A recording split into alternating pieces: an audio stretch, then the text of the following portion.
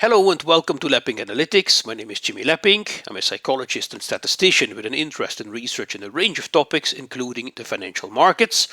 I am also a stock investor, invest in other things as well, but also in stocks, and do so mainly in companies that are listed on European stock exchanges. I myself am based in Spain, which is Euro territory. We pay in euros here, and one of the key indices that I invest in is the group of indices that I invest in is the indices that are part of the Amsterdam Stock Exchange.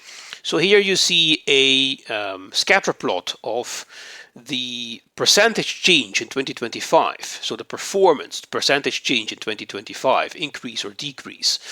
And also percentage change for January 2026 for a total of 30 companies listed on the Amsterdam large cap or mid cap index. So that's a total of 30 companies. And I have grouped them in a total of 10 groups, which is mixes of sectors and industries. So, for instance, the first two are banks and insurers. The sectors would be the financials, but these are two different industries within the financial sector.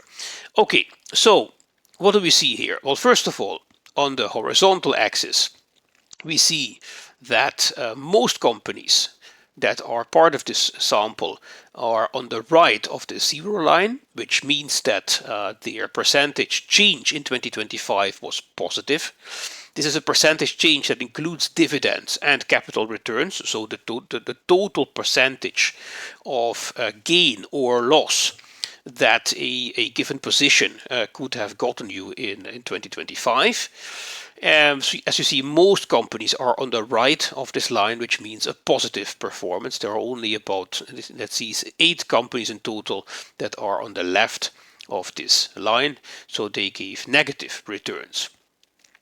And then on the vertical axis, we have the same, but for January 2026. So basically, as I'm shooting this video, it's the 2nd of February 2026. So the January month just completed, the trading month, the 30th of January, Friday the 30th was the last trading day in January.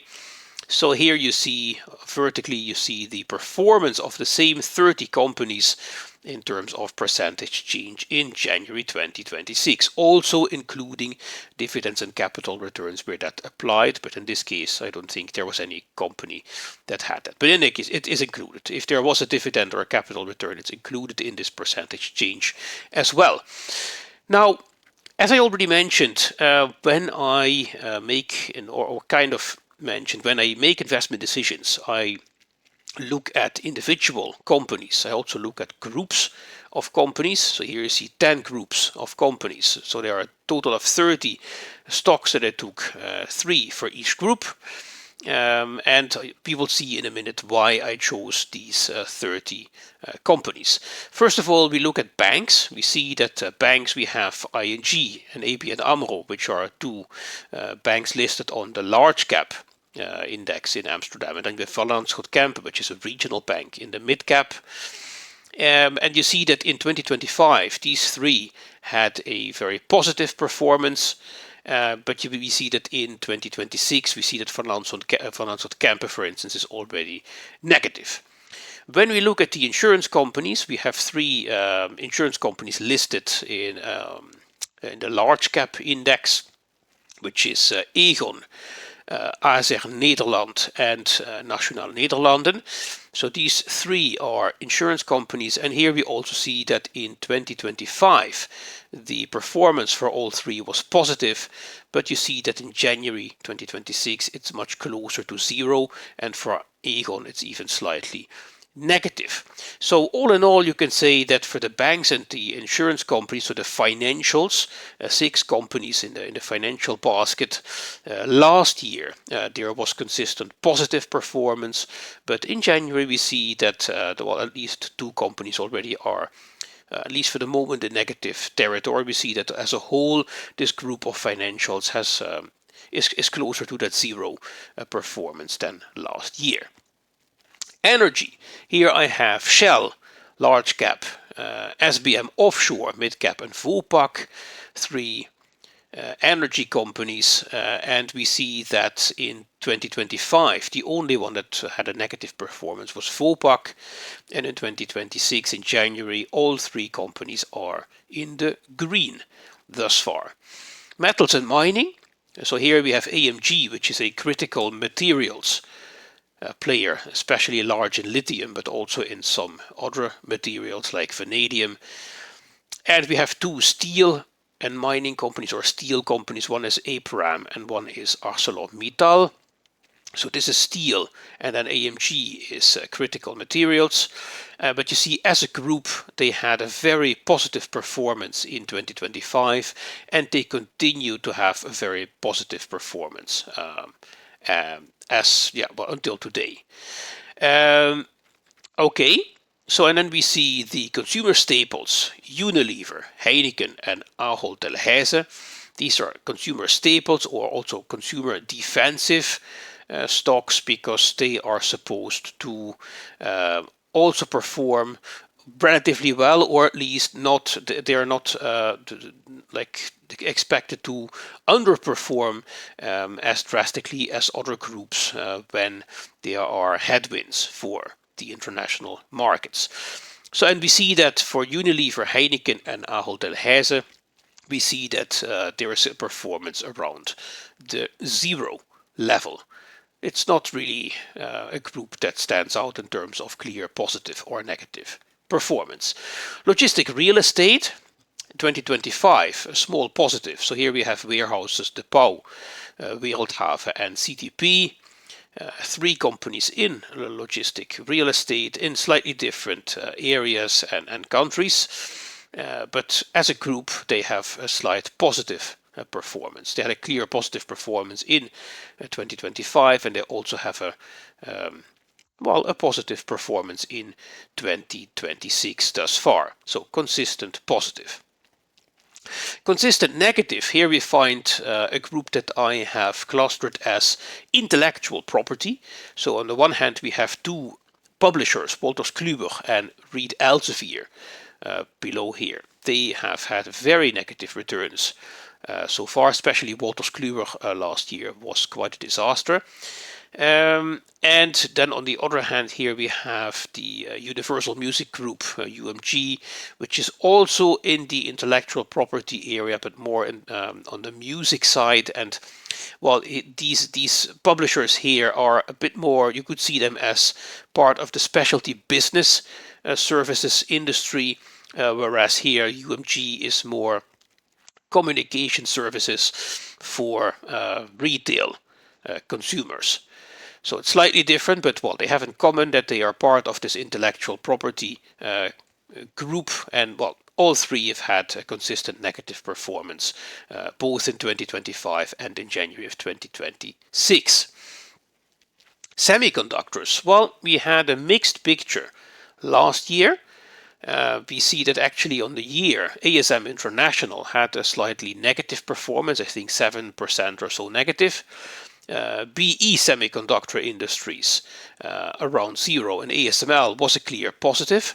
And you see that actually in January these 3 have, although with some volatility, on balance for January had a very positive month. So last year mixed. In January we see that there is a clear outperformance of the semiconductor trio. Then biotech and biopharma. Here we have farming, Fagron, and Galapagos, 3 companies listed in the Midcap index of the Amsterdam Stock Exchange. Farming is more active in the area of rare diseases, and then here we have 2 other. Galapagos is here. Galapagos, I would say this is still biotech. Farming used to be biotech, but it's actually now biopharma because they have clear licensed products already. And then we have Fagron, which is also in the pharma area. So that's why I call this group biotech and biopharma. Farming used to be pure biotech, but I think since a year or 2 now it is better categorized as a biopharma company. Okay, but positive performance last year and also positive performance as a group in January 2026. And then we have finally specialty chemicals.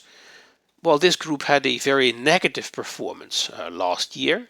There are quite a bit of headwinds for the chemical industry. And we see that, for instance, in the stock performance of IMCD, which is especially active in paint and coatings. Corbion, which has also had a very negative performance last year, but you can see on the year now it's actually up, I think 8 or 9% in January. And AkzoNobel continues to be around that zero line. But as a group, you can say last year predominantly negative. But this month, January, the month that just finished, there is a positive performance. So that is a bit of a shift. So how can we summarize that? Well, first of all, when we look at this chart in terms of things that became less popular and things that became more popular, you could say that more popular, you find on one hand the semiconductors. That performance was mixed on balance last year, but now it's clearly positive, or was clearly positive in January. Let's see what February brings. And also specialty chemicals, which was negative, clearly negative as a group last year, but now has shifted to positive. So those are two groups that you could say have shown a better performance in January of this year compared to 2025. Whereas when we look at the 6 companies that make up the financial sector in this group of 30 companies, then we saw a consistent positive performance last year, but now we see a much more muted performance and even mixed, with 2 of the 6 companies already making negative returns in January. So that on the one hand, then you could also look at this chart from another perspective, saying, okay, which are consistently, which are on the one hand the best performing groups, and where do we find the worst performing group or groups? Well, best performing, you can say on the one hand semiconductors, on the other hand metals and mining. Metals and mining was good last year, continues to be quite on top this year, in January at least, and the semiconductors mixed last year, but now also one of the 2 top performers. And at the other end we find the intellectual property group with Wolters Kluwer, Reed Elsevier and Universal Music Group. This is the clear underperformer. But of course it's important to note that, okay, the fact that we see these differences between 2025 and January 2026 doesn't mean that February has to play out in a certain way. And as for other videos that I share on this topic, this video is not intended to be used for investment or trading advice. It is just a bit of a summary, a bit of a helicopter view of stock performance, at least in one of the main European stock markets in 2025 and January 2026. We do see some clear changes, especially we see that the financials show a more muted performance now compared to last year, whereas the semiconductors and the specialty chemicals group, they have shown a better performance in January this year compared to last year.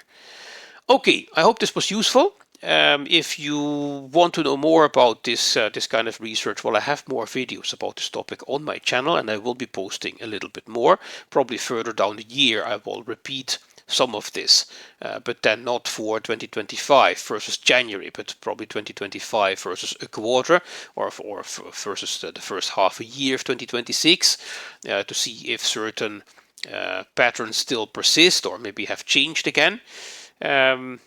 And meanwhile, well, thank you for watching, thank you for listening, and hope to see you in a next video. Bye bye.